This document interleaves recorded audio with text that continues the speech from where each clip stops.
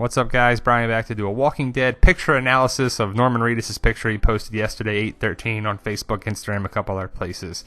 And we're going to talk about Lucille victim and how this picture may really portray the analysis of it, that it gives us a big hint, and I think it does. But, I don't want to talk about spoilers yet, because the spoilers are what it's going to be.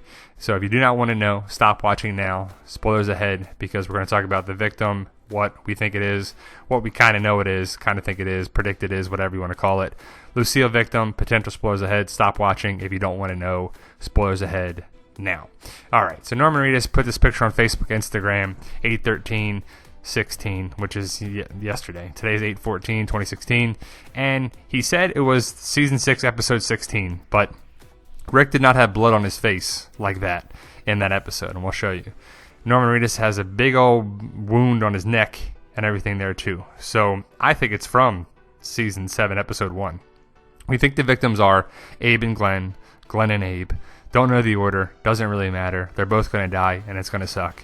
So who really cares who's first, who's second, who's this, what's going to happen? I don't know. That's not that type of video. But from Walking Dead spoilers and a bunch of other videos that we've shown, we've been going with Abe and Glenn for about 2 months now, are the victims. So let's look at the lineup. The lineup, we got Glenn in No Man's Land, and you got Rosita, and then Daryl, Michonne, and then Abraham, Maggie, and then Rick. The rest of the group doesn't matter because the blood is on the right side of the faces. So by our account, you see Glenn on No Man's Land would be to the right of Daryl, makes sense, and Abraham is to, well, in the picture, it's the left of Rick, but Rick's right, so where the blood would be is in relation to that.